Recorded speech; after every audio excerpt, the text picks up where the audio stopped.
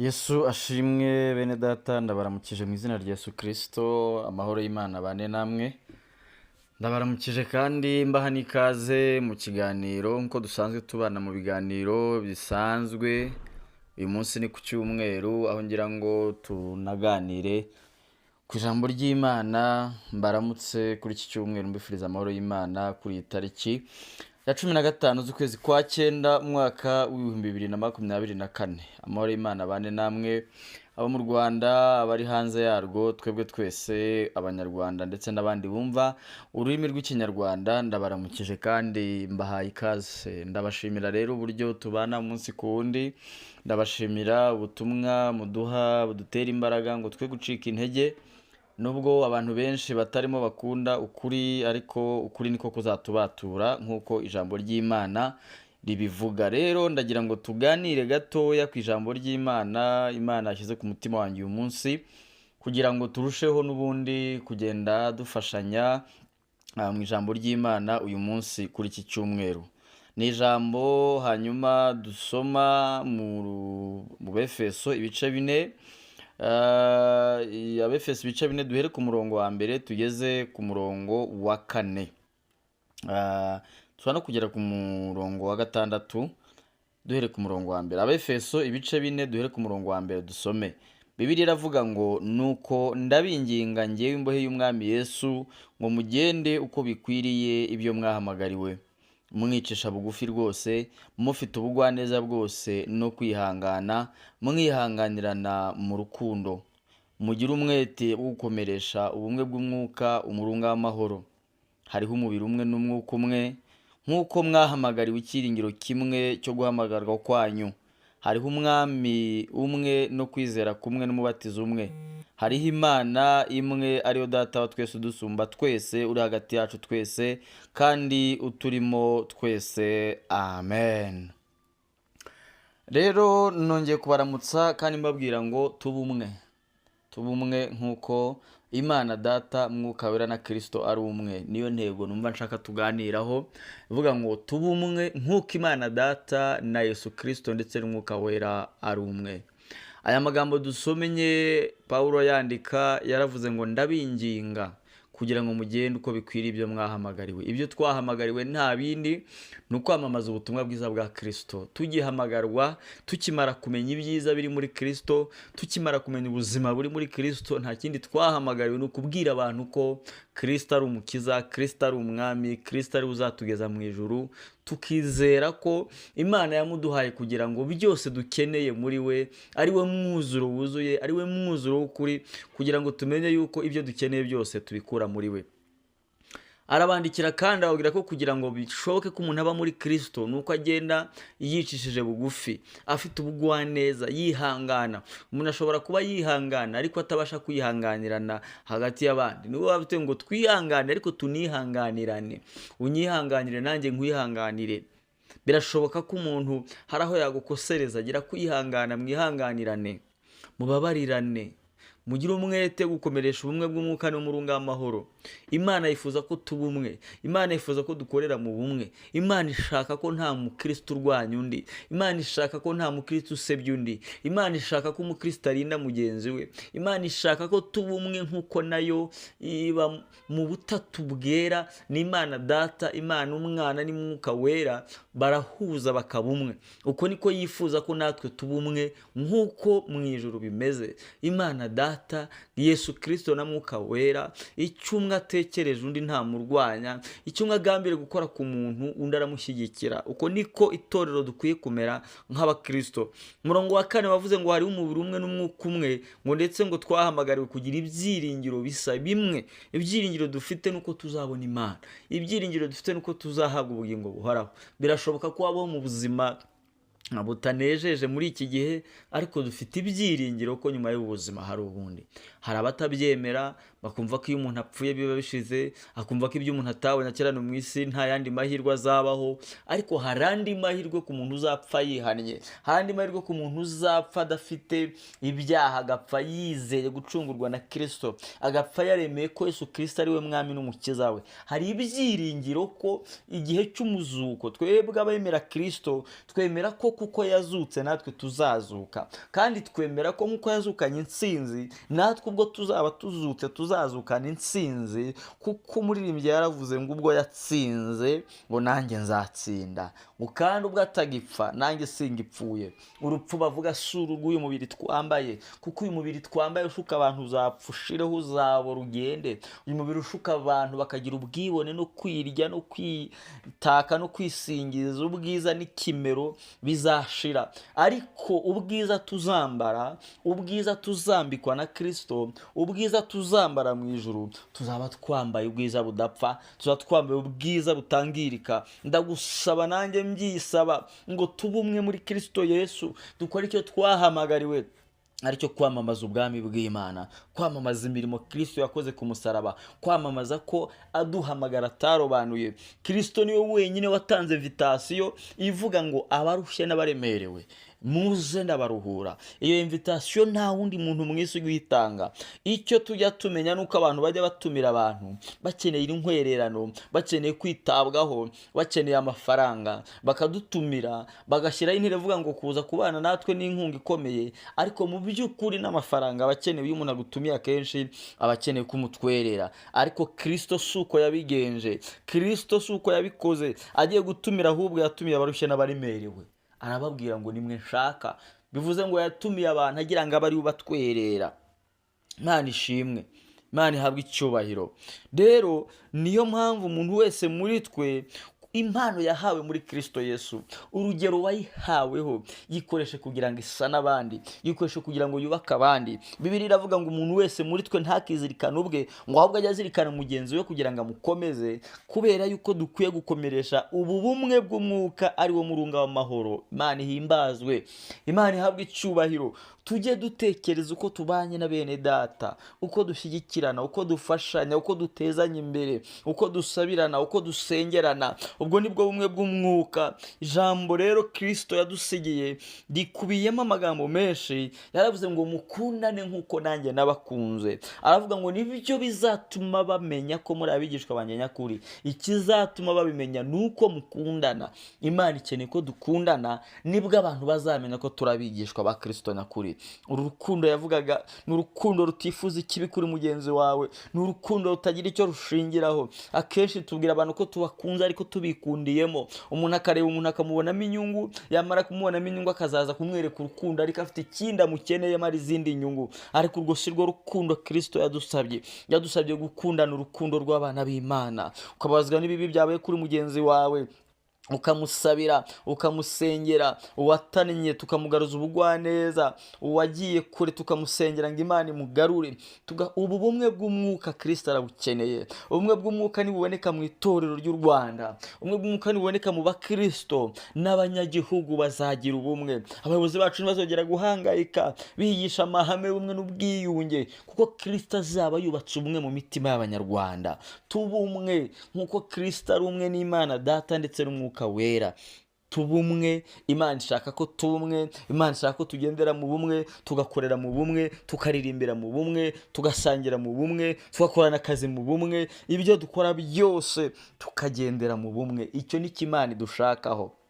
Nshuti yanjye muvandimwe, nagira ngo ngusangize iri jambo. We waba hari aho wateraniye ukagubwa neza, ugasenga, ukaryoherwa n'ijambo ry'Imana, ukaryoherwa n'amatsinda y'abaririmbyi mu buryo butandukanye, nagira ngo nkongerereho n'iri jambo uryumve. Imana irashaka ko tubumwe, abana b'Imana tubumwe, ibyo tuvuga tubumwe, dusabirane. Uwiteka akomeze kugenderera imitima yacu, twumve dushaka kuba umwe nk'uko Imana yacu ari umwe na Kristo. Niko dukwiye kugira ngo nitugabura iby'Imana tubigabure twumva ko turi umubiri wa Kristo, tubigabure twumva yuko turi umwe, tugira ukuri, turi mu rukundo, twumve yuko turi muri Kristo, kandi twumve ko Kristo ari we byose. Uwo niwe mutwe, niwe mutwe.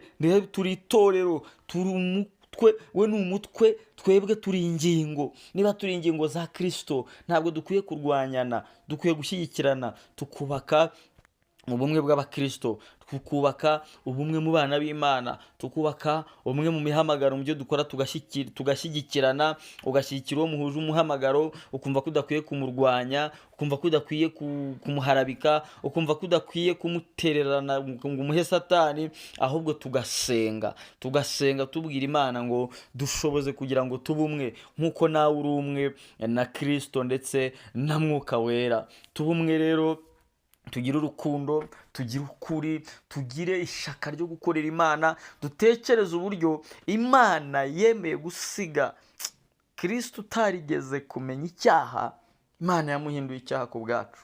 Tujya turirimba tukavuga ngo turirimbe Yesu kubw'urukundo ruhebuje rwamuteye gusiga byose kugira waducungure, rwamuteye gusiga byose kugira ngo aducungure. Yasize icyubahiro, asigaho yarimbirwaga n'abamarayika, asigaho ibitaramo mu ijuru byabaga ataramirwa nk'umwami iminsi yose. Yemera gusiga icyo gitaramo ku bwanjye nawe, yemera gusiga icyo cyubahiro ku bwanjye nawe, yemera gusiga ubwo bwiza aho yahoraga aririmbirwa n'abamarayika iminsi yose, yemera kubisiga byose kugira ngo aze aducungure. Twari bande bo guhabwa agakiza? Twari bande bo gucungurwa n'umwami Kristo? Twari bande? Ariko kuko Imana yadukunze bihebuje, byatumye itanga umwana wayo w'ikinege ari we Kristo, kugira ngo nitumwizera tutazarimbuka, ahubwo duhabwe ubugingo buhoraho. Abamwizeye twahawe ubugingo, abamwizeye twiswe abana b'Imana, abamwizeye ntituzacirwaho iteka, abamwizeye urupfu rwa kabiri ntacyo ruzadutwara. Uwizera uwo mwana ntacyo azatwarwa n'urupfu rwa kabiri. Ariko wowe wamaze kumenya ayo mahirwe, wowe wamaze kumenya ibyiza biri muri Kristo, wowe wamaze kumenya yuko hari ingororano, amamaza ubwami, amamaza Kristo. Tambutse ubutumwa buvuga ko Kristo ari umwami, aho ubonye amahirwe hose, aho ukorera akazi, aho uganira nabo, babwira umunezero uba mu gakiza, babwira umunyenga uba mu gakiza, ubabwire ngo uri mu gakiza, no mu byago aririmba amahoro, niyo byakomeye aririmba amahoro. Ibintu byanze abandi babona bikomeye, abafite ijambo ry'ihumure rimubwira ngo humura. Hari igihe Satani ashaka kutwihebesha, akatubwira ko Imana yacu itatwitaho, akatubwira ko Imana yadutaye, akatubwira ko ntacyo tuzageraho, akatwereka abandi bapfiriye mu nzira, akatwereka abandi babivuze neza bageraho bakabivamo, akatwereka abandi baririmbye neza baririmbira Imana igihe cyagera bakabivamo, akatwereka abantu bakoze ibikomeye cyane twebwe tutaranageraho kugira ngo aduce intege. Ariko Kristo aba ari hafi, aba ari kumwe natwe, akatubwira ngo bana banjye ndi kumwe namwe, kandi sinzabata, sinzabahana, nzagendana namwe, nkorane namwe, nzabambika, nzabagaburira, nzababeshaho. Imana ikatubeshaho kandi ko kirabikora. Ubwo ibikora rero, ikabikora tutabizi, ikaturwanira intambara tuzi n'icyo tutazi, ikakora imirimo ikomeye, ukaryama ukabyuka utazi ibyakozwe, uri muri icyo gicucu cy'urupfu, ukabyuka ukagenda hari abamanitse amaguru kwa muganga batazi impamvu. Uyu mubiri twambaye udushuka uzaba urushireho, ariko ubugingo buzabona Imana. Dukwiye kuburinda nk'uko ijambo ry'Imana ryatubwiye ngo rinda umutima wawe kurusha ibindi byose birindwa, ngo kuko ari iby'ubugingo bikomoka. Dukwiye kurinda imitima yacu, tukayirinda. Nta kundi kuyirinda ni ukuyegereza Kristo mu bumwe no mu rukundo, tukayegereza Kristo, tugasabana nawe, tukabana nawe iminsi yose, tukagenda mu muhanda twumva ko turi aba Kristo. Turabe kandi nawe ni uwacu. Murimbyi yaravuze ngo njye nduwe nawe n'uwanjye, ngo kandi si gusa uyu munsi, ngo ahubwo ni none ndetse n'iteka ryose. Uko nguko niko dukwiye kuba umwe, nk'uko Kristo nawe ari umwe n'Imana Data na Mwuka Wera. Arashaka ko tuba umwe. Iri jambo riratubwiye ngo murusheho gukomeresha ubumwe bw'umwuka, niwo murunga w'amahoro. Abana b'Imana tuba umwe, abana b'Imana dusabirane, abana b'Imana dusengerane, abana b'Imana dukundane. Urukundo ruhebuje rwatumye Imana itanga uyu mwana w'ikinege, natwe turugire dukundane nk'abana b'Imana. Ijambo ry'Imana ritubwiye ko dukwiye gukomeresha ubumwe bw'umwuka, twahamagawe n'umwami umwe, dukorera umwami umwe, dukwiye rero gukundana kuko uwaduhamagaye yifuza ko dukundana, uwaduhamagaye yifuza ko tuba umwe, uwaduhamagaye yifuza ko dusabirana, yifuza ko twizera tukizera uwo yatumye ari we Kristo. Yaravuze ngo ese umwana w'umuntu nagaruka wazasanga kwizera kukiri mu isi. Icyo nicyo Kristo yifuza, arifuza ko tumwizera, byadukomerana tukamwizera, twaba twashubijwe tukamwizera, ibiryo byabonetse tukamwizera, byaba bitaraboneka tukamwizera, tukumva akazatugaburira, kuko ntabwo twapfuye. Kuba tukiriho nuko yahagaraze mu ruhande rwacu. Ahabwe icyubahiro Kristo. Turamushimira umwami wacu, turamushimira umwami w'abami, turamushimira ko yatugiriye neza. Nshuti yanjye, muvandimwe, nari mfashe umwanya muto ngo dusangirire ijambo. Dukwiye gukora umurimo w'Imana turi umwe, dukwiye kuririmbana turi umwe, dukwiye kwitwa aba Kristo turi umwe, dukwiye gucurangana turi umwe, dukwiye guhagararana ku ruhimbi turi umwe. Kristo arifuza ko tuba umwe no mu ndangagaciro zacu nk'Abanyarwanda. Ubumwe ni ishingiro ryo kwigira kwacu. Niyo mpamvu n'Imana ishaka ko tuba umwe, kugira ngo dusohoze icyo yadushyiriye ku isi, aricyo kwamamaza ubutumwa bwiza bwa Kristo. Tugiye gusenga Imana. Waba nawe wumva hari aho wateshutse ukajya ukora ibintu ariko udatekereza neza mwene so mukorana umurimo, wumva utamukunze, wumva utamwiyumvamo, uce bugufi mu mutima wawe ubwira Imana ngo nshoboza kugira ngo ukiranukire kandi mbe umwe na bagenzi banjye, tubumwe nk'uko wowe Kristo Imana Data na Mwuka Wera muri umwe. Imana izabidushoboza. Reka dusenge dushimira Imana yaturinze tukaba uyu munsi ari icyumweru, tugiye no gutangira ikindi ejo ku wa mbere, kandi Imana yabanye natwe, izakomeza ibane natwe, kuko uko yari iri ni kuri kandi ntizigera ihinduka. Icyifuzo kizamura imbere y'Imana, Imana yongere kubaka ubumwe mu itorero ry'u Rwanda, Imana yongere kuzamura ubumwe mu bakristo, Imana yongere kwica no tsikamira umwuka w'amacakubiri mu bana b'Imana, ahubwo tuba umwe nk'uko Kristo abitwifuzaho. Nicyo nkwifuriza, nanjye mbyiyifuriza. Imana Data wa twese Kristo, umutunzi w'imbabazi nyinshi, ndasenze kuri iki cyumweru Mwami ngo utugirire neza. Imbabazi zawe zihora iteka ryose zibe muri twebwe, kandi urukundo rwawe wadukunze rutarondoreka aba ari rwo ruba mu mitima yacu, kugira ngo dukundane nk'uko nawe wadukunze. Urema umuntu wamuremye umukunze, umuremana urukundo rutagira akagero. Urwo rukundo rero wadukunze nirwo twifuza ko natwe wadushyiramo, kugira ngo dukundane nk'abana b'Imana, kugira ngo abakumenye tugire akamero nk'ako ufite Kristo. Wowe wabonye ko guhana n'Imana atari ikintu cyo kugundira, ukicisha bugufi, ukambara akamero k'umwana w'umuntu, ntiwange gupfa urupfu rwo ku musaraba. Ni wowe twifuza ko wadushoboza uru rugamba rwo kugira ngo tube umwe nk'abana b'Imana, tube aba Kristo by'ukuri, tube aba Kristo koko, tube aba Kristo. Turagushimiye Mwami, ukomeze utugirire neza.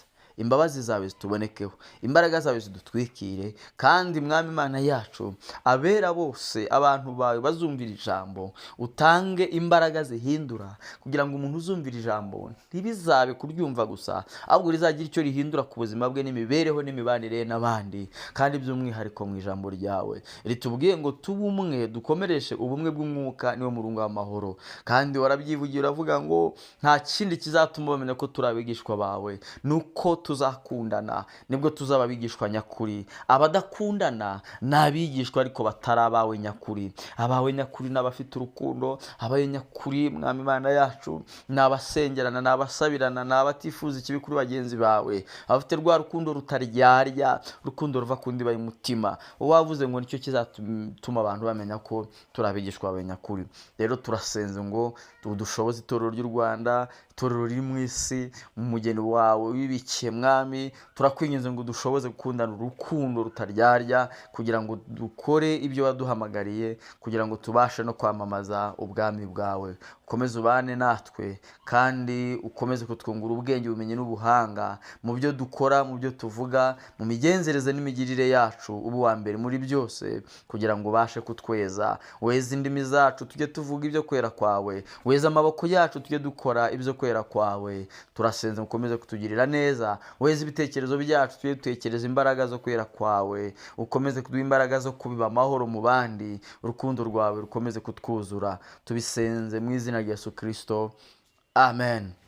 Ndabashimiye cyane mwebwe mubana natwe. Niba ari ubwa mbere ugeze kuri uyu muyoboro, ukande muri iryo jambo ryanditsemo subscribe, ufungure n'inzogera kugira ngo yaba ibiganiro tunyuzaho, ubutumwa, ibihangano ujye ubibona. Uyu muyoboro n'uwanjye, ni njyewe Sam Muvunyi. Ijambo ry'Imana, Imana yarishyize ku mutima wanjye uyu munsi, ryari ryo kuza kukubwira ngo dukomereshe ubumwe bw'umwuka umurunga w'amahoro. Ndabifuriza amahoro y'Imana. Ndi Sam Muvunyi, ndabakunda cyane. Mukomeze mugire ibihe byiza, amahoro y'Imana abane namwe.